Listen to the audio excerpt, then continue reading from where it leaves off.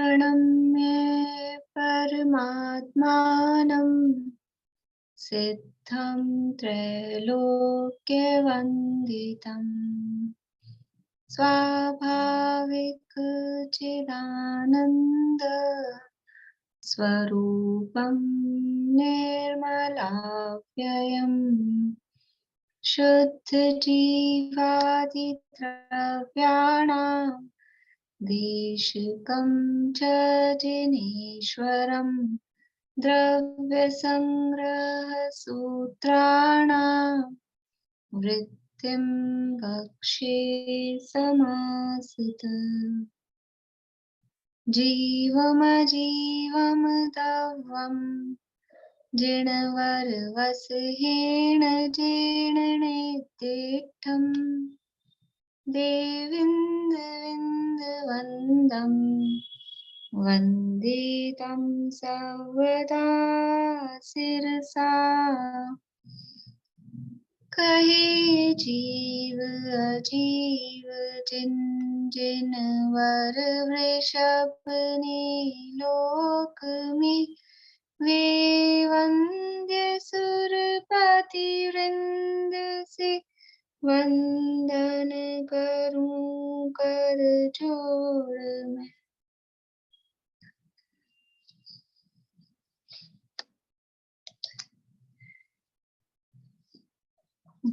गाथाएं बोलेंगे,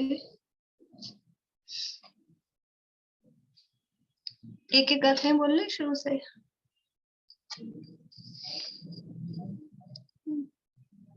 चले दो दो गाथाएं बोलिए। सुनीता आंटी दो आप बोलिए, फिर नेक्स्ट सब दो दो बोलेंगे।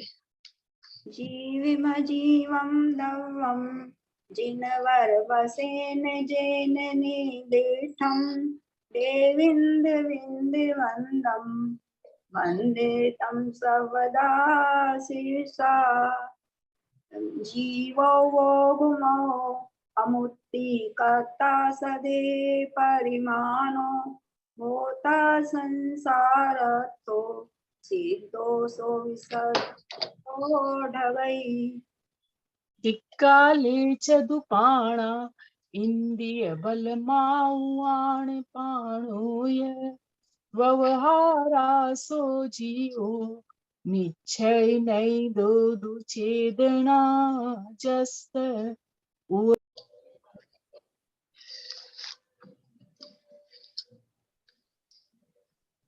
चलिए आज वो किसी को बोलना है, पहले तो अपन गाथा का अर्थ देख लेंगे। और भारती आंटी आप क्या कह रहे हैं?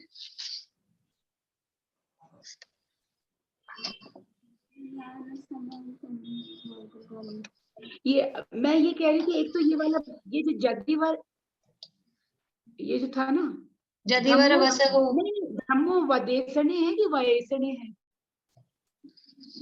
धम्मो वदेशने है ना? हाँ धम्मो, वो एक्चुअल में अलग अलग बुक्स में अलग अलग है। मैंने अभी दूसरी बुक खोल रखी थी। धम्मो वदेशने, धम्मो वदेशने। हाँ वही मेरे में वदेशने था। अच्छा एक मैं आपसे एक चीज पूछ रही थी, ये संशय विमोह और विभ्रम जो है, और जो वो संशय और विपर्य और अनंतता है, वो क्या मतलब वो किस संदर्भ में, ये किस संदर्भ में है? वो सिमिलर से ही है। और फिर जब अपन गाथा की चर्चा करेंगे तब तो करेंगे ही, अभी तो फिर वो चर्चा हो जाएगी। पर वो सिमिलर से ही है, ज्ञान के दोष के संबंध में। अच्छा ठीक।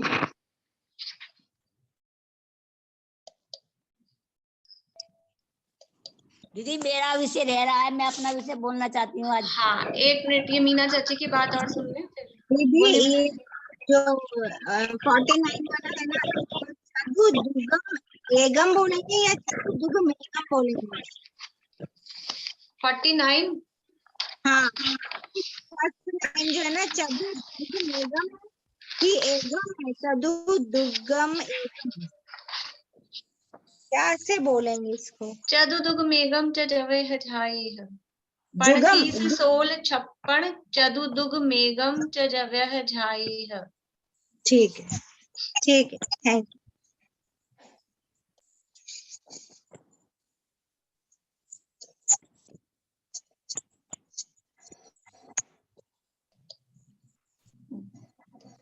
बोलिए विनीता आंटी। हाँ जी मैं अपना बात विषय बोलती हूँ। जीवम अजीवम दवम जिनवर वसेन तेन निर्दिष्टम देविंद्र विंद्र वंदे तम सबदा शिरसा। श्री नेमिचंद सिद्धांती देव द्वारा विरचित बृहद द्रव्य संग्रह, जिसकी संस्कृत टीका ब्रह्मदेव सूर्य ने की है, उसके विषय में हम अब चर्चा करते हैं। उसमें जीव ने जब जीव अजीव के तत्व के बारे में जाना, तो उसके बाद उसे ये शंका हुई कि संवर तत्व किसे कहते हैं।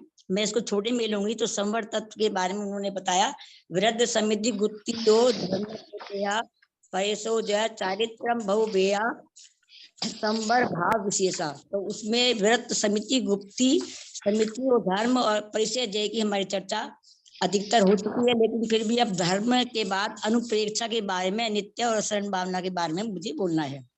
आचार्य ब्रह्मदेव जी ने संस्कृत टीका में अशरण भावना, नित्य भावना को बहुत सुंदर शब्दों में वर्णन किया है। उन्होंने लिखा है अनित्य भावना के बारे में, जिसको अनित्य भी कहते हैं और अध्रुव भी कहते हैं। पहली बात के अनुप्रेक्षा किसे कहते हैं, बार बार चिंतन करने को ही अनुप्रेक्षा कहते हैं। अनित्य भावना में ब्रह्मदेव सूर्य जी ने कहना चाहा है कि द्रव्य दृष्टि से टंकोट की एक ज्ञायक स्वभाव वाला अविनश्वर स्वभाव पने से जो मैं हूं, उसको यह जीव भूलकर और अशुद्ध निश्चय से होने वाले राग आदि भाव कर्मों में अपनापन करता है, और अनुपचरित असद्भुत व्यवहार से होने वाले द्रव्य कर्म, नो कर्म और उनके स्वस्वामी संबंध से होने वाले जो चेतन पदार्थ अर्थात पुत्र पुत्री माता पिता और पति में ये एकत्व करता है, तथा अचेतन पदार्थ रुपया पैसा धन दौलत मकान में ये अपनापन करता है। जब इसमें ये अध्रुवपना जानेगा, क्षणभंगुरता जानेगा, नित्यपना जानेगा, तो उसके वियोग होने पर इसको झूठे भोजन की तरह उससे ममत्व छूट जाएगा। अतः ऐसी भावना भानी चाहिए कि ये सब चेतन अचेतन पदार्थ मेरे नहीं है। इसके बारे में मैं दो चार ऐसे बात कहना चाहूंगी कि दादा ने बहुत सुंदर भावना लिखी है। अंजलि जल सम जवानी छीन होती जा रही, प्रत्येक पल जर्जर जरा नजदीक आती जा रही, काल की काली घटा प्रत्येक पल मंडरा रही, किंतु पल पल विषय तृष्णा तरुण होती जा रही।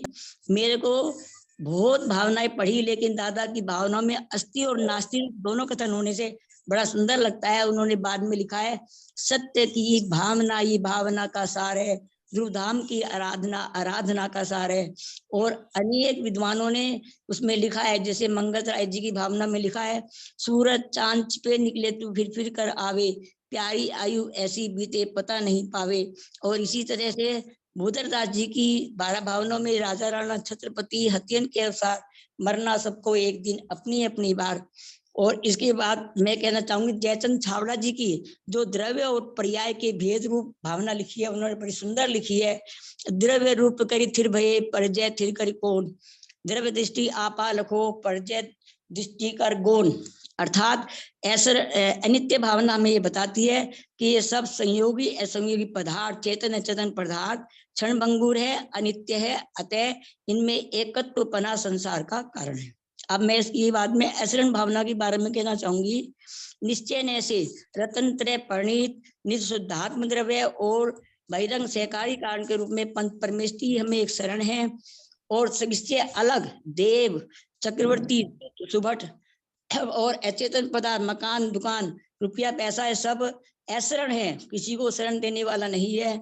अतः इसमें ब्रह्मदेव जी ने 2 दृष्टांत दिए हैं कि महावन में बाघ से घिसे, बाघ के पैरों में आए हुए अर्थात हिरण के पैर में आए हुए नहीं, शेर के बाघ के पैर में आए हुए हिरण के बच्चे की भांति, तथा महासमुद्र में जहाज से भिन्न हुए पक्षी की भांति जगत में कोई शरण नहीं है। इसके बारे में ज्ञानार्णव में सुखचंद्राचार्य जी ने बड़ा सुंदर वर्णन किया है। उसमें उन्होंने लिखा है, हे मूढ़ दुर्बुद्धि प्राणी, तू किसकी शरण में जाता है? इस जगत में कोई ऐसा शरीर व्यक्ति या जीव नहीं है जिसके गले में ये काल की फांसी न लगी हो। आगे एक और दृष्टांत उन्होंने दिया है, हे जीव, ये काल का फंदा ऐसा फंदा है जो क्षण भर में जीव को बांध लेता है, उसके बाद देव सुरेंद्र नरेंद्र कोई भी तुझे बचाने में समर्थ नहीं है। वो ये कहना चाहते हैं कि हे दुर्बुद्धि प्राणी, इस जगत में देव जिनेंद्र जब वो उद्यमशील लोग भी किसी को बचा नहीं सकते काल की फांसी आने पर, तो इस सामान्य जन की तो विषाद ही क्या है। इसमें कुंद कुंद आचार्य की 12 भावना बड़ी सुंदर है। उनमें लिखा है सग्गो हवे ही दुर्गम, इस तरह से करके प्राकृत भाषा में उन्होंने दोहा लिखा है। उन्होंने लिखा है कि जिसका अर्थात जिस इंद्र के स्वर्ग जैसा किला हो, देव जैसे नौकर हो, वज्र जैसा हथियार हो तथा एरावत हाथी जैसा जिसका वाहन हो, ऐसे इंद्र को भी काल आने पर अपना ही देह छोड़नी पड़ती है। अर्थात तात्पर्य है कि इतनी प्रकार की सुविधा के साधन, इतनी प्रकार की उत्तम साधन होने पर भी इस मनुष्य को बचाने में कोई समर्थ नहीं है। आगे भी इसी गाथा में उन्होंने लिखा है कि चक्रवर्ती के 9 निधि, 14 रत्न, चंचल घोड़े, मदोन्मत्त हाथी और चतुरंग सेना होने के बाद भी चक्रवर्ती को जब देह छोड़ने का समय आता है तो देह छोड़नी ही पड़ती है, अर्थात कोई भी शरण नहीं है। मैंने दीदी इतना ही आपको जय जिनेंद्र जी। बहुत बढ़िया, बहुत अच्छा।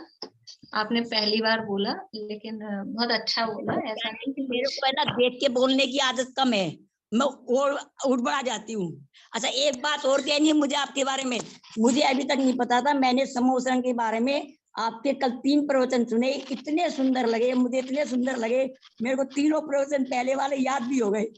उसमें आप कोट, वेदी और भूमिया बहुत सुंदर तरीके से बताया। अभी तक मुझे नहीं पता था, आपने डाले हुए ऐसे। बहुत अच्छे। हाँ, मैं ये चलिए पूछ सरिता रही आंटी थी, बोलिए। विशारद का अर्थ क्या होता है? विशारद विशारद, विशारद का अर्थ वैसे शब्द अर्थ तो निपुण के अर्थ में होता है, फिर कहीं जिस जगह जो मतलब आए बात उस हिसाब से देखना पड़ेगा। अच्छा, नहीं इसमें लिखा हुआ है ना विशारद, फिर मुझे समझ नहीं आया था। विशारद माने विद्वान नहीं होता है क्या? विद्वान को ही बोलते हाँ, हैं वो विशारद। निपुणता के अर्थ में, वही विद्वान कहें निपुण कहें, मैंने तो जहां तक पढ़ा मुझे याद है विद्वान। उसी अर्थ में होता है विद्वान। मतलब वही जो वाक्य उस हिसाब से सेट हो जाता है, उसी हिसाब से हो जाता है। क्योंकि वो विशारद की कोई चलिए डिग्री आज नहीं बहुत, मिलती, हाँ, समय बहुत हो गया है। आज अपने को ये गाथा का अर्थ देखना है। गाथा नंबर 54, 54 नंबर की गाथा है। साधु परमेष्ठी का स्वरूप इसमें बताया जा रहा है। गाथा पीछे रिपीट करेंगे, प्रमिला जी आप करिएगा। दंसनान समकम, पेज नंबर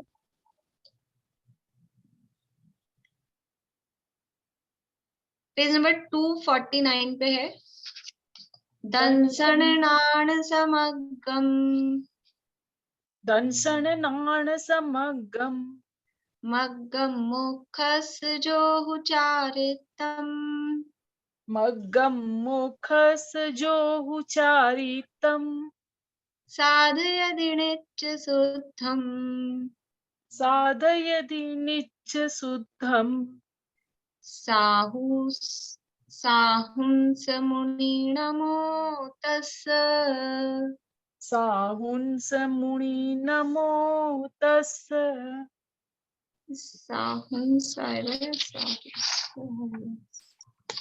साहू से ही होना चाहिए, अंकी मात्रा तो नहीं है।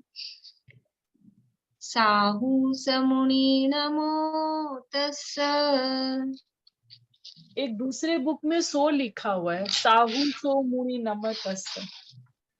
हाँ, सो तो हो सकता है। मेरे को तो ये अंक की मात्रा जैसा लग रही थी, लेकिन वो मात्रा तो नहीं है, ये डॉट जैसा लग रहा था। स भी हो सकता है, इसमें तो स है मेरे पास, जो दूसरी उसमें भी स ही है। और सो भी हो सकता है, वो तो अर्थ संस्कृत में सह दिया है। और आचार्य और उनके अरहंत परमेष्ठी सब में सो वर्ड ही आया है। साहु सो मुनि नमो तस्से पढ़ सकते हैं सब। दंसनान समगम, मग्गम मुखस जो उचारितम, साधयदि नित्य शुद्धम, साहु सो मुनि नमो तस्स। दंसन नाण समगम, मग्गम मुखस्तजो उचारितं साधयति नित्य शुद्धम साहु सो मुनि नमो तस्से।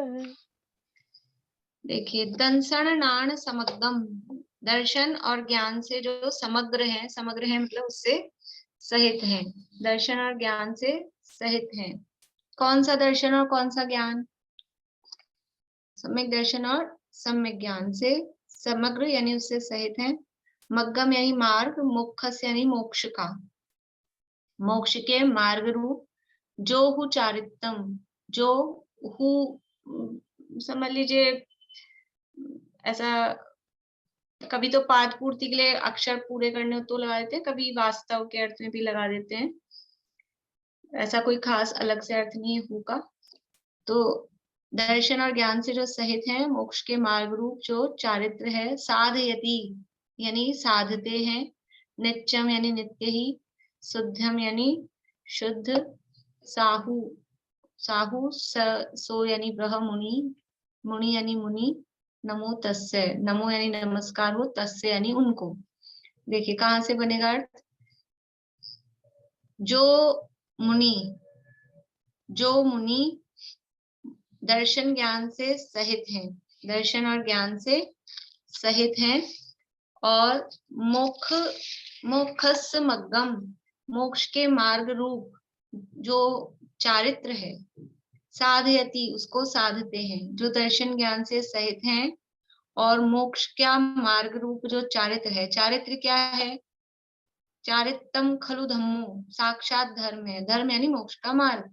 तो मोक्ष के मार्ग के रूप जो चारित्र है, या फिर ऐसा भी कह सकते हैं कि मोक्ष के मार्ग रूप जो दर्शन ज्ञान से सहित हैं और जो चारित्र है उसको साधते हैं। कैसे भी इसका अर्थ अपन मतलब आगे पीछे सेट कर सकते हैं, जो जमता हो उसमें। तो जो दर्शन ज्ञान से सहित है और मोक्ष के मार्ग रूप जो चारित्र है उसको साधते हैं। और कैसा है वो चारित्र? नित्यम शुद्धम, वो चारित्र नित्य शुद्ध है, तो सदा शुद्ध ऐसे चारित्र को वो साधते हैं। सो मुनि, उन मुनि को, ऐसे मुनिराजों को, नमो तस्से उनको नमस्कार हो, वो साधु हैं और ऐसे मुनिराजों को मेरा नमस्कार हो। दंसन नाण समग्रम, दर्शन और ज्ञान से समग्र हैं, सहित हैं, पूर्ण हैं। मोक्ष के मार्ग रूप जो नित्य शुद्ध चारित्र है उसको साधते हैं। वे क्या हैं? साधु हैं, वे मुनि साधु हैं, और नमो तस्स उनको नमस्कार हो। यहाँ पांचों परमेष्ठियों का स्वरूप बता रहे हैं, तो उसमें से अंतिम साधु परमेष्ठि का स्वरूप यहाँ पर देख रहे हैं। दंसन नाण समग्गम मुखस, मग्गम मुखस जो हुचारितम साधयति नित्य शुद्धम साहु सो मुनि नमो तस्स। देखिए अर्थ, दर्शन और ज्ञान से पूर्ण मोक्ष मार्ग स्वरूप सदा शुद्ध ऐसे चारित्र को जो साधता है वह मुनि साधु परमेष्ठी है, उसको मेरा नमस्कार हो। यानी साधु, साधु के शब्द से निकालते हैं जो साधे वह साधु, साधु साधना शब्द आ रहा है, तो किसको साधते हैं? कि दर्शन ज्ञान से पूर्ण और मोक्ष मार्ग स्वरूप ऐसे शुद्ध चारित्र को साधते हैं। और चारित्र कैसा है? कि दर्शन ज्ञान से सहित है, बिना दर्शन ज्ञान के चारित्र नहीं होगा, सम्यक दर्शन सम्यक ज्ञान के बिना चारित्र नहीं होगा। तो वो चारित्र है, वो दर्शन ज्ञान से समग्र है, उससे सहित है, पूर्ण से भी अच्छा शब्द है, सहित, उससे सहित है, उससे युक्त है। और वो चारित्र कैसा होना चाहिए? कहीं का भी मिथ्या ऐसा कुछ भी नहीं, मोक्ष मार्ग स्वरूप वो चारित्र होना चाहिए और सदा शुद्ध। तो दर्शन ज्ञान से पूर्ण हो, सहित हो, मोक्ष मार्ग स्वरूप हो और सदा शुद्ध, ऐसे चारित्र को जो साधते हैं वे साधु हैं, वो मुनि साधु हैं, उनको मेरा नमस्कार हो। ऐसा यहाँ पर ये बताया है। चलिए पूर्णिमा आंटी आप बोलिएगा। दंसनाण समग्गम, अनम्यूट नहीं हुआ आंटी। दंसनाण समग्गम मग्गम मोक्षस्य जो हुचारितम मार्गम मोक्षस्य जो हुचारितम साधयति नित्य शुद्धम साधयति नित्य शोधम साहु सो मुनि नमो तस्य साहु समुनि नमो तस्। मेरी पुस्तक में सा है और अर्थ में भी साई दिया है, सोरी दिया है। सही दिया है, मेरे में भी सही दिया है, लेकिन सो क्योंकि ऊपर जो है तो नीचे सो जम जाएगा, और अर्थ में स का अर्थ भी वह है और सो का अर्थ भी वही है। वो सो बोलने से थोड़ा फ्लो मतलब सही बन रहा है इसलिए। और दूसरी किताब में भी देख लेंगे, मेरे में भी सही है पुस्तक में, तो संस्कृत में भी सह वो अर्थ दिया है। चलिए अपन थोड़ी सी चर्चा कर लें। 35वीं गाथा की चर्चा अपनी चल रही थी, 35वीं गाथा का पाठ करते हैं। वद समिति बुद्धियो धम्मानुपेहा परिसहजोय चारित्तम बहुभेया नायवा भाव संवर विशेषा। व्रत, समिति, गुप्ती, धर्म, अनुप्रेक्षा, परिचर्या और अनेक प्रकार का चारित्र, इन सबको भाव संवर के विशेष यानी भाव संवर के भेद जानना चाहिए। एक तो जो बात अपनी चल रही थी पिछली क्लास में, वो जो ऊर्ध्वलोक में जो विमान है, वैमानिक लोक में जो विमान है, वो श्रेणीबद्ध दिशाओं में है, विदिशाओं में नहीं है। वो उस दिन थोड़ा सा लास्ट क्लास में थोड़ा ऐसा चल रहा था, कंफ्यूजन सा। तो 63 विमान चारों दिशाओं में है पहले पटल में। विदिशाओं में श्रेणीबद्ध विमान नहीं है, प्रकीर्णक है। श्रेणीबद्ध विमान ऊर्ध्वलोक में, विदिशाओं में नहीं है, प्रकीर्णक है। वो कंफर्म आप लोग कर लेना। ये अपनी चर्चा चल रही थी। अब यहाँ कितने कितने पटल हैं, कितने कितने विमान हैं, किस किसके, वो विमानों की संख्या अपन देख लेते हैं। इसके बाद में यहाँ पे इनके आयुष का प्रमाण बताएंगे। फिर देखिए, सौधर्म स्वर्ग में, यहाँ पुस्तक में तो नहीं है, जिनको पास पहले का नोट है तो ठीक है मिला लें, नहीं तो लिख लें। सौधर्म में है 32 लाख, ये नहीं लिखवाया था ना अभी। ईशान में 28 लाख लिखा दिया था क्या? फिर 12 लाख हो गया था अभी अभी वाले इस द्रव्य संग्रह में। एक जगह बताइए कोई, हाँ मेरा कोई नहीं हुआ ना, ठीक है। तो ये 84,97,023 अकृत्रिम जिनालय ऊर्ध्वलोक में होते हैं। टोटल कितने होते हैं? 84,97,023 ये टोटल होते हैं। तो वो टोटल कैसे होते हैं कि जितने विमान हैं, एक एक विमान में एक एक अकृत्रिम जिनालय होता है। तो जितने विमान है उतने अकृत्रिम जिनालय गिनती वाले, मतलब गिन सके जिसे हम, वो ऊर्ध्वलोक में बताए गए हैं। तो विमान कितने हैं? तो सौधर्म स्वर्ग में है 32 लाख, 32 लाख है सौधर्म स्वर्ग में। ईशान स्वर्ग में है 28 लाख।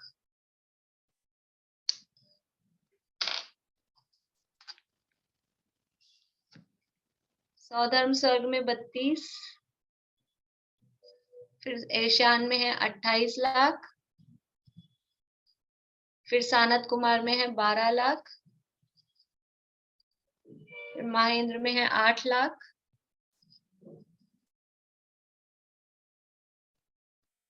ब्रह्म में है 4 लाख, और ब्रह्मोत्तर में एक से आएगा, ब्रह्मोत्तर, इसमें 4 लाख। इन चारों में तो अलग अलग है, फिर इन दोनों को मिला के पांचवे छठे के 4 लाख। लांतव कापिस 7वें 8वें के मिला के हैं 50,000।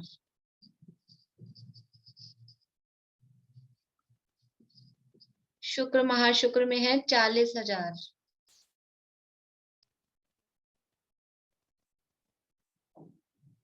ये 4 सिंगल सिंगल और ये अब 4 पेयर में है। और 11वें 12वें स्वर्ग में है, दोनों में मिला के 6,000।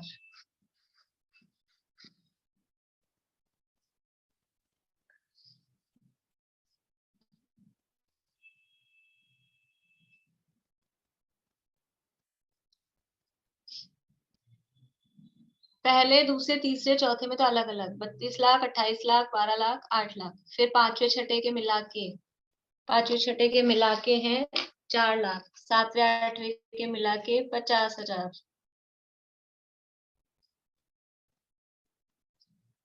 9वें 10वें के 40,000। 11वें 12वें के 6,000। फिर है 13, 14, 15, 16।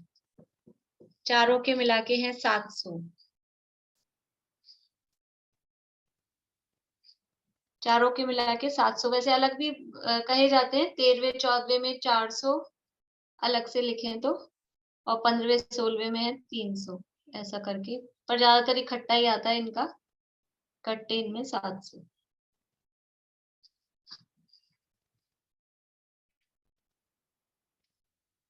ये हो गए 16 स्वर्ग के।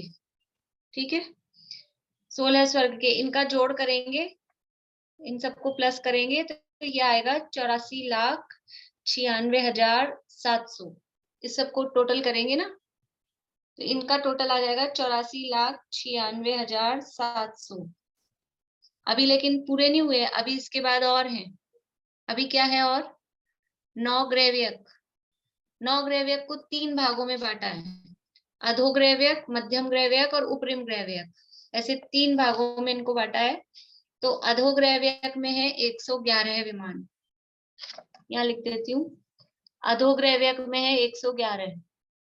फिर मध्य ग्रैव्यक में है 107।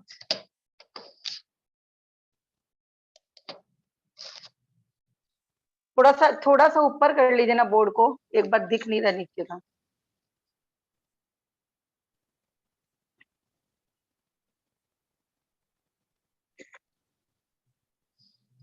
ये टोटल तो किया है 16 स्वर्ग का।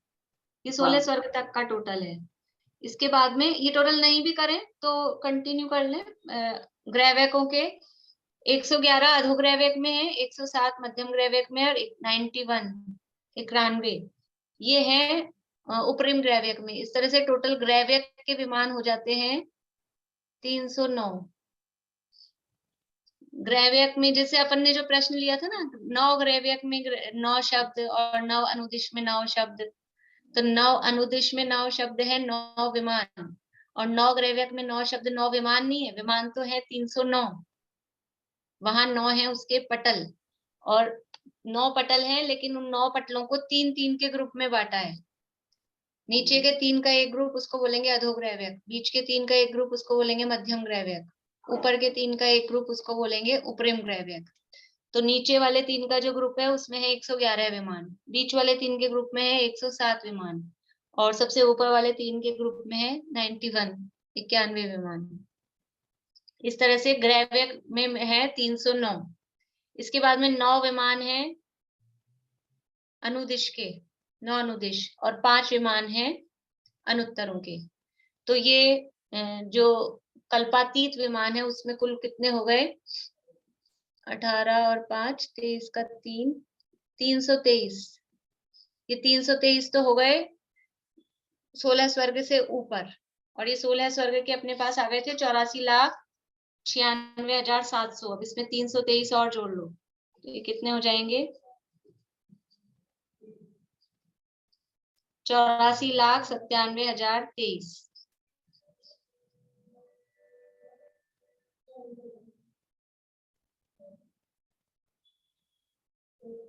ऊर्ध्व लोक में कुल 84,97,023 विमान हैं, और जितने विमान हैं उतने ही अकृत्रिम जिनाले हैं। अधोलोक में भवनवासियों के 7,72,00,000 भवन हैं, और जितने भवन हैं उतने ही उनके अकृत्रिम जिनाले हैं। तो अधोलोक के अकृत्रिम जिनालय 7,72,00,000, और ये ऊर्ध्वलोक के अकृत्रिम जिनालय 84,97,023। ये ऊर्ध्वलोक के। और मध्यलोक के कितने हैं? मध्यलोक के कितने हैं? 458। अब तीनों को प्लस करेंगे, 7,72,00,000, 84,97,023 और 458। ये तीनों को प्लस करेंगे तो 8,56,97,481। ये 3 लोक के अकृत्रिम जिनालयों की संख्या। ठीक है, ये गिनती वाले हैं। इसके अलावा ज्योतिष देवों के विमानों में, व्यंतरों के स्थानों में महासंख्यात जिन मंदिर हैं वो तो काउंटिंग के ही नहीं है। इसके अलावा भी और जो भी मानस स्तंभ है, चैत्य वृक्ष हैं, वो सब भी गिने नहीं है, लेकिन ये जो गिनती वाले हैं वो ये इतने हैं। हो गया सबका?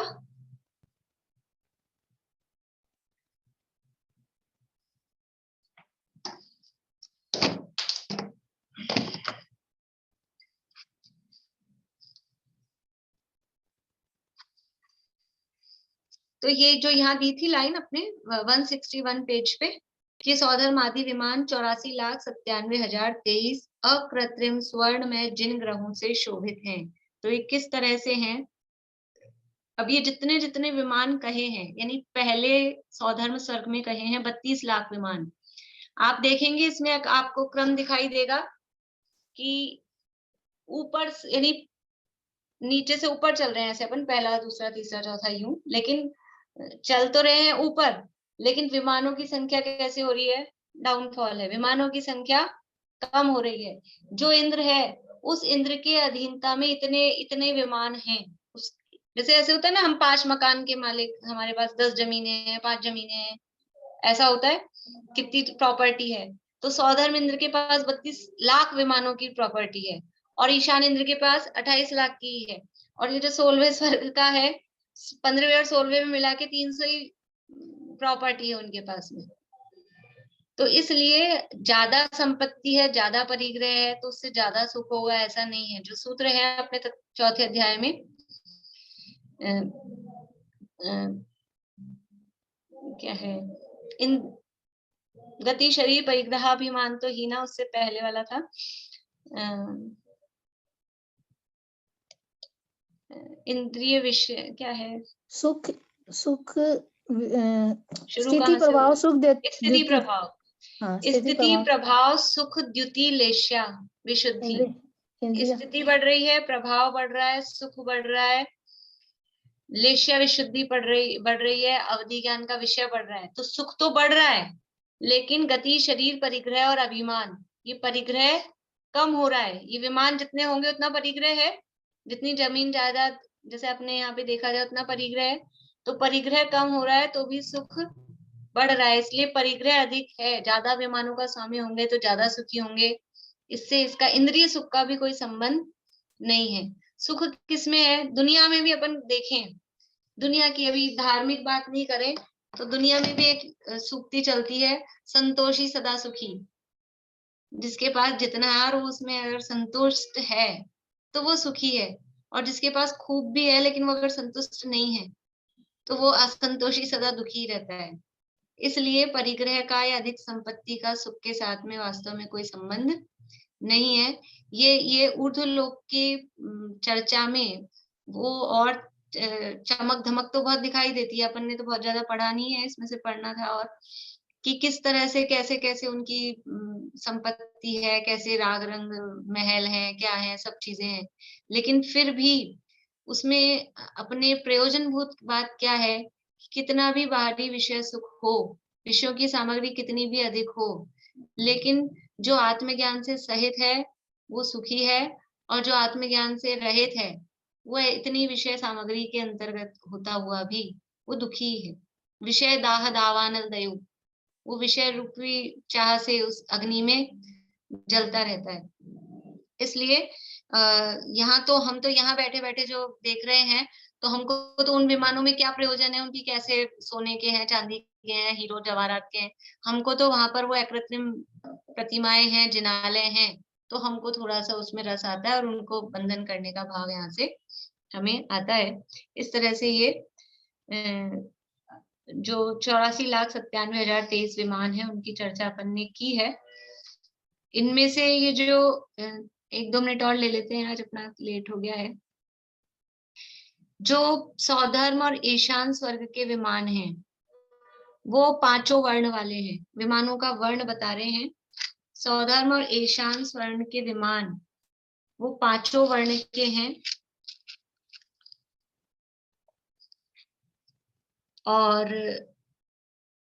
सारथ कुमार महेंद्र तीसरा चौथा, उसके विमान है वो यानी 4 वर्ण वाले हैं, काला वर्ण नहीं है उसमें, 4 वर्ण है। 5 वर्ण पता है कौन से होते हैं?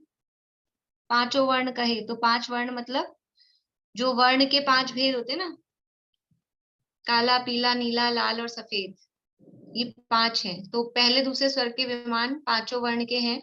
तीसरे चौथे स्वर्ग के विमान उसमें काले को छोड़ के बाकी के 4 वर्ण के हैं, 4 रंग वाले हैं। फिर 5वां, 6वां, 7वां, 8वां, ये 4 स्वर्गों के विमान नीले के बिना 3 वर्ण के हैं, यानी लाल, पीला और सफेद 3 हो गए। काला, काला तो पहले ही मना कर दिया ऊपर ही, तो काला और नीला दोनों को छोड़ के 3 वर्ण के हैं, लाल, सफेद और पीला। फिर 9, 10, 11, 12 ये 4 स्वर्ग के विमान केवल येलो और व्हाइट, पीले और शुक्ल वर्ण के हैं, लाल भी इसमें अब नहीं है। यानी आप देखिए कि जैसे जैसे ऊपर जाते जाएंगे तो विशुद्धि बढ़ती जाएगी, तो उनके विमानों का कलर भी ऐसा होता है ना कि जो ज्यादा चंचल प्रवृत्ति से बच्चे होते हैं, उनकी ड्रेसअप, उनकी चीजें, उनके खिलखिलाने बहुत ज्यादा कलरफुल और ऐसे होते हैं। और जैसे जैसे प्रौढ़ता आती जाती है, मैच्योरिटी आती जाती है, वैसे वैसे वो कलर्स फिर नहीं होते उतने जैसे बचपन में। जो और कोई अपनी एज का ध्यान नहीं रख के और ऐसे बच्चों जैसे कलरफुल काम में ले पहने तो हंसी का पात्र हो जाता है।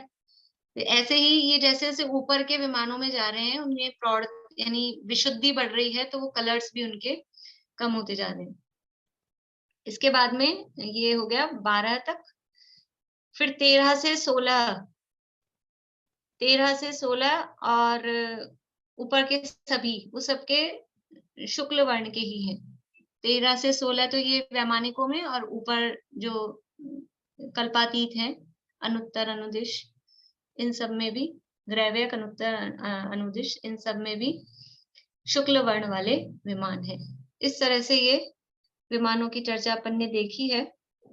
पटल अपन ने देख ही लिए थे, 31 हैं, 7 हैं, ये सब। बाकी चर्चा अपन कल करेंगे। अभी अपना समय हो गया है, बोलिए। ये एक सेकंड जरा सा मेरे कंफ्यूजन हो गया। पहला दूसरा में आपने बोला 5, और थर्ड और फोर्थ में 4। हाँ, काले को छोड़कर 3 और 4 में, और 5, 6, 7, 8 इन 4 में है नीले के बिना 3, काला और नीले के बिना 3। बोलिए विनीता आंटी। हाँ, मैंने आपसे एक बात करनी, मैंने ना इसका वैमानिक देवों का एक चार्ट बना रखा है, उसमें मैं पूछ रही कोई कमी हो, मैंने अवगाहना कर रखी है, याद भी और लिखी हुई भी। आयु एकटिम आप मुझे भिजवा देना, आप फोटो खींच के मुझे भिजवा देना। नहीं, मैं तो कह रही कौन सी कमी रह गई, जैसे आपकी अच्छी लगी, आज वर्ण की नहीं लिख रखी मैंने। देखो मैंने ऐसे बनाया हुआ है कोई, लेकिन वर्ण नहीं बना रखा। तो और तो भी अपन पढ़ते जाएंगे तो आप देख लेना आपके में क्या कम रह गया है कुछ, तो फिर आप बना लेना। ठीक है, ठीक। जय जिनेन्द्र। जय।